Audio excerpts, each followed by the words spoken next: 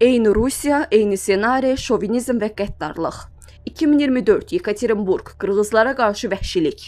17 yanvar 2024-cü ildə Rusiyanın Yekaterinburg şəhərində Qırğız miqrantlara qarşı xüsusi reyd keçirilmişdi. Qırğızlar reyd zamanı bir sıra biabırçı və ləyaqətə toxunan zorakılığa məruz qalmışdılar. Təqribən 150 nəfər Qırğız və digər Mərkəzi Asiyalı miqrant tutularaq inşaat obyektləri ərazisinə aparılmışdı. Qırğızlardan bəziləri təqiblərdən qaçmağa çalışanda Rusiya hüquq mühafizə orqanlarının əməkdaşları onları bir-birinin ardınca diz üstə çöktürərək qaz yerişinə məcbur etmişdilər. Qırğızistan Xarici İşlər Nazirliyi bəyanat verərək əksəri qırğızlar olan Asiyalı miqrantlara qarşı bu davranışı insan ləyaqətini alçaldan, qəbul edilməz davranış kimi dəyərləndirmişdi.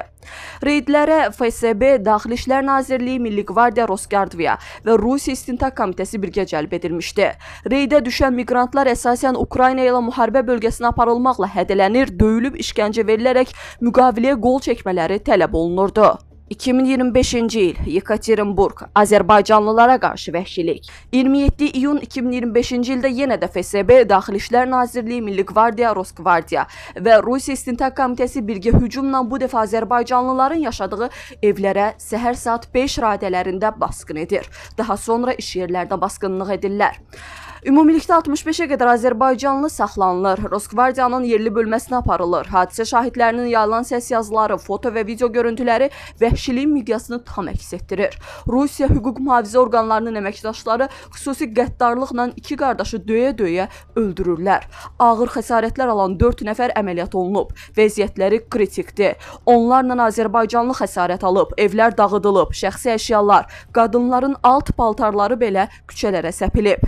Rusiyanın üzü olan qaramaskalılar bununla da sakitləşməyiblər.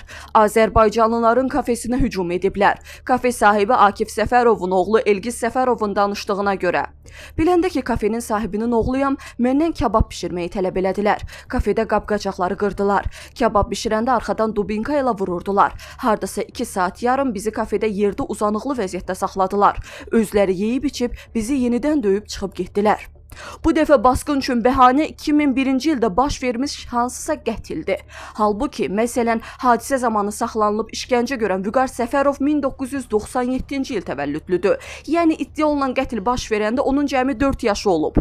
Yeri gəlmişkən, Vüqar Səfərov müsahibəsində deyib ki, ondan və qardaşından orduya və Ukraynada hərbi əməliyyatlara qoşulmaqla bağlı müqaviləyə qol çəkmək tələb olunub. Eyni senari, eyni vəhşilik. Cəmi bir il əvvəl Qırğızlara qarşı baş vermiş əməliyyatla Azərbaycanlılara qarşı edilmiş vəhşiliyin senarisi eynidir.